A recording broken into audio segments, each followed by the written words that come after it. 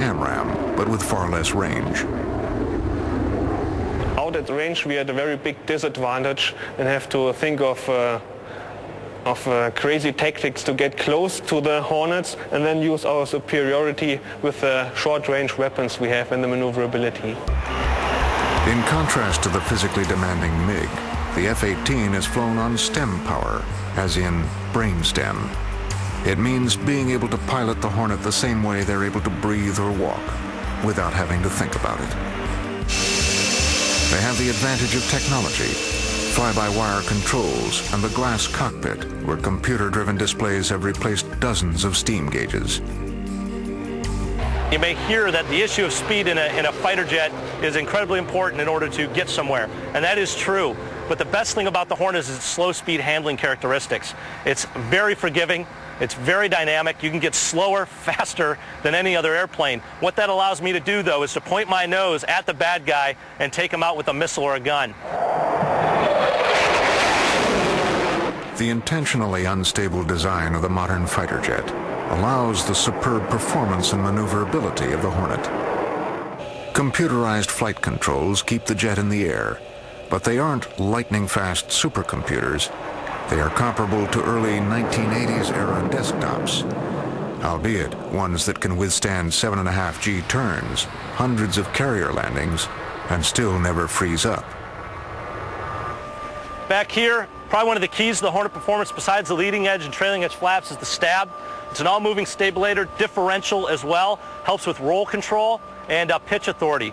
The F-18 Hornet has probably the best pitch rate of any aircraft out there.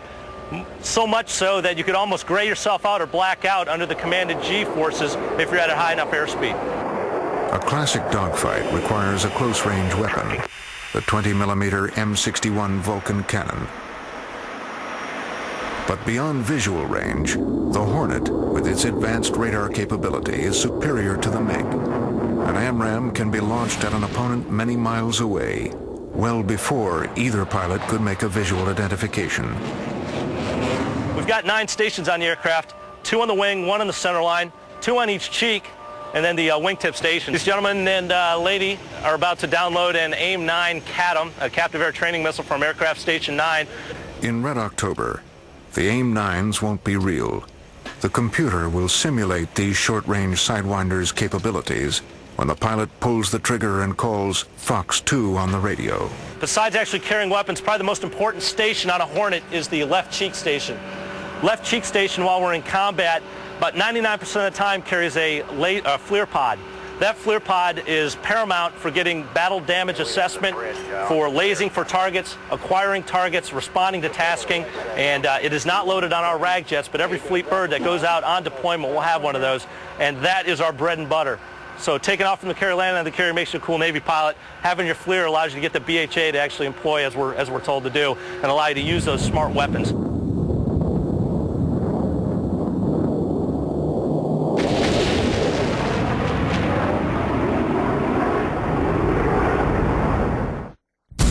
Powerful Navy force on Earth, a loyal ally, relentless peacekeepers, a force to be reckoned with. Now, the ritual never varies. The signals between the pilot, plane captain, and ground crew are part of a well-choreographed ballet that emphasizes safety. Red October is more than just training for pilots. Nearly the entire squadron goes to Laga. 150 ground crew, maintenance staff, and support personnel. They practice the takeoff and landing procedures and perform maintenance and support under real-world conditions.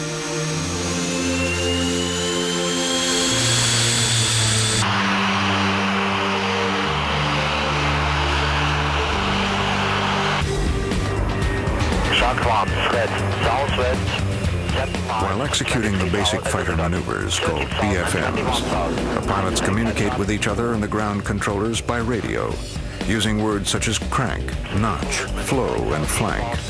Top secret codes for specific offensive and defensive maneuvers.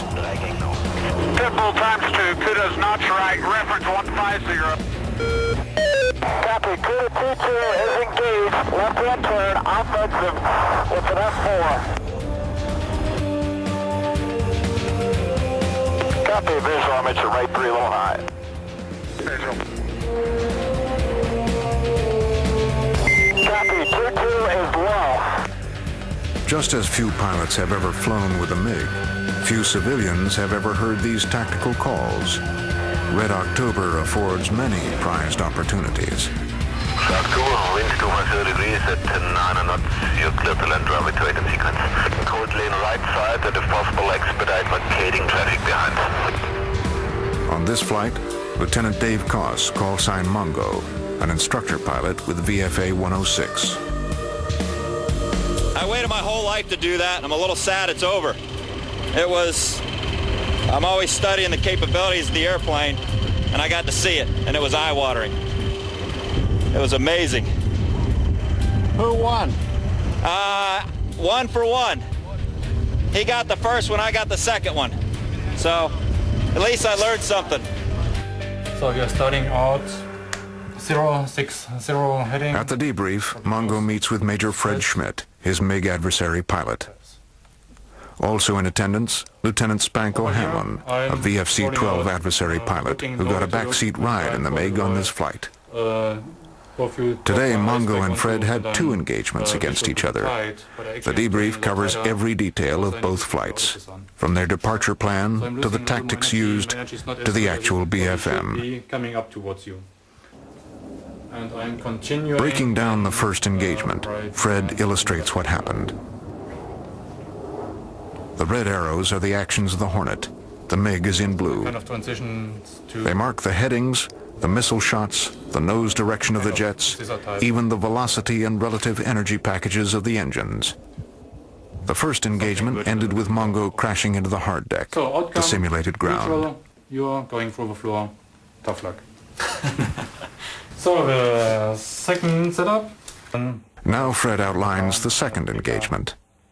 The 2-seat MiG is slower and less maneuverable than the single-seat model. This limited the extreme high G turns that Fred would normally have used. Mongo was able to force him through the hard deck, defeating the MiG. Yes. So on this one, actually, after the second scissor, I'm checking the floor. Both engagements ended with the pilots breaking the hard deck, an 8,000-foot buffer between a training mistake and a very real disaster. Really quick. And giving me a lot of problems coming around. I didn't really realize the full extent of how dangerous it was, and it is dangerous, and I've lost quite a few of my friends. I can count at least 13 who I've lost to the business. So you have to realize there's an element of danger in it. The things I got out of it were the helmet-mounted sight and the Archer. That scares me, and I have newfound respect for it. And then, exactly like you said, a high OA, slow airspeed is my fight. And seeing with how much power you have, even at the end there, you might be able to power through that. Whereas I can maintain high alpha, I have no airspeed. You can just plug the blowers and go somewhere else. So I think that's what I learned today. You guys do have the power that we thought you did. Thanks a lot. Yeah, thank you. That was awesome. I had a blast. Thanks. U.S. military pilots are involved in at least 1 accident per week on average. Most occur during training missions. During today's sortie, one of the pilots crosses the line between simulation and reality. It's called a departure from controlled flight. All right, terminate ballistic. Copy ballistic, I go off. Looking through the heads-up display, the Hornet peaks at over 16,000 feet, and its airspeed drops to less than 50 miles per hour. The jet begins falling like a leaf from a tree towards the Earth, except the Hornet falls 10,000 feet. I'm departed here. Copy it.